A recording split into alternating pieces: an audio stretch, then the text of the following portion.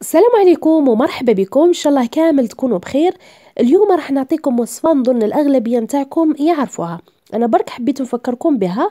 الوصفة هذه شخصيا جربتها، كنت ازماتيك، يعني كان عندي ضيق التنفس خاصة في فصل الصيف، وكان عندي مع ضيق التنفس على بزاف قوية. اللي يعرفوني راه على بالهم. لكن بعد ما جربت هذه الوصفة الحمد لله، صدقوني من مرة واحدة درتها ذكرها عندي أكثر من 10 سنين، ريحت من مشكل السعلة وضيق التنفس. ودرك نبدأ مباشرة في طريقة تحضير هذه الوصفة. هنا أنا عندي حبة بصلة صغيرة، أنا درتها برك على جال الفيديو. نتوما إذا كنتم محتاجين هذه الوصفة ديروا حبة متوسطة الحجم قريبة شوية للكبيرة. بعد ما قشرت البصلة وغسلتها، جبت هذا الموس اللي نقشروا به باش نديروا الدورمه، فتحت حفرة الداخل كما راكم تشوفوا، وإلا ديروا ثاني بمغرف هذه تاع القهوة كما راني ندير. هذه ثاني طريقة سهلة. نبدا نحفر فيه ديك البصلة ونحي الزوائد هذوك اللي راهم الداخل، يعني ما نحفرهاش كامل حتى للحاشية نتاع البصلة ولا لا برك ندير حفرة للداخل بهذا الشكل، وبلا ما نوصل للقاع نتاع الحبة، يعني بلا ما نثقبوها بهذا الشكل. وراكم تشوفوا من راني ثقبتها، يعني هذيك القاع نتاع البصله خليته تحت وثقبت من الفوق. هكذا كي ديروا صبعكم داخل تبان لكم باللي حفره لاباس بها، يعني تكون غامقه شويه وتكون محفوره مليح هكذا، باش كي نديروا السكر الداخل تتعمر الحبه بالسكر.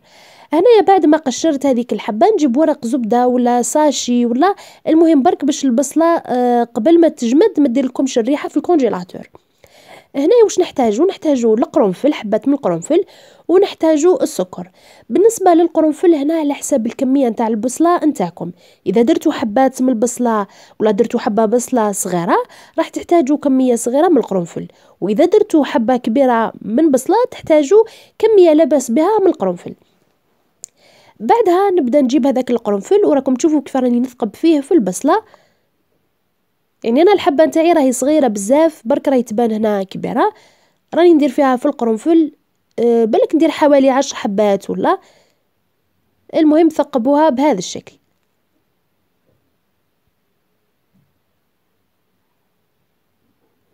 هكذا ندير هذاك القرنفل الداخل، نبعدهم شويه على بعضهم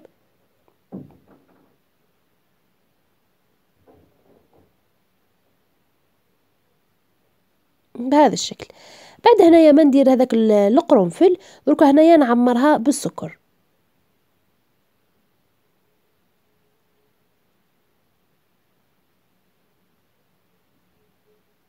راكم تشوفوا ديك الحفره وشحال رفدت لي من مغرف نتاع قهوه سكر.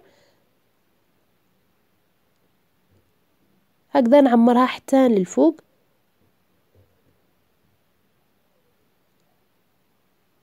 بهذا الشكل.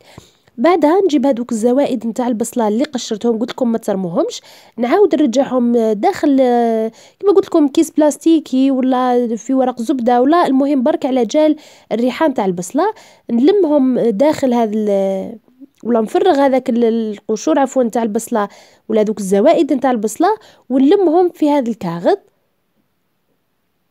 بهذا الشكل. نسكر الكاغد مليح ونديرهم في الكونجيلاتور. انا خليتهم ليله كامله باتوا، والصباح بعد ما فاتت ليله هنا راهي تكون البصله هذيك جمدت.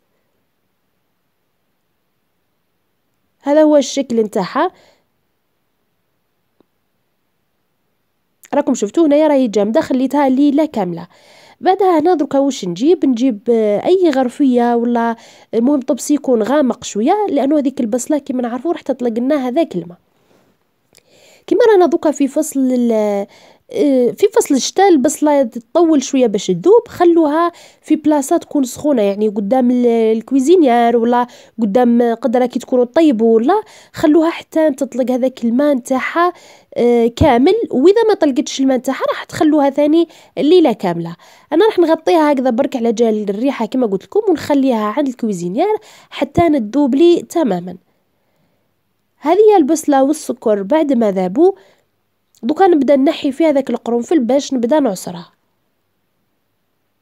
هنا القرنفل دركا ما تحتاجوش ارموه، لانه البصله عفوا ولا القرنفل بعد ما بات في البصله راح يطلق لكم واحد الريحة مليحة في هذيك البصلة تقدروا تشربوها.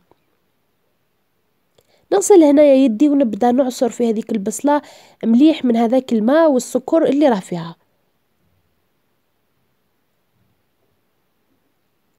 اما بالنسبه لكيفاش تشربوا هذا الدواء، تجيبوا مغرف كبيره نتاع ماكله تعمروها بالماء نتاع البصله وتشربوها على الفراغ، يعني الصباح بكري غير تنوضوا تشربوها، يعني تكونوا ما شربتوا لا حليب ولا كليتو حتى حاجه.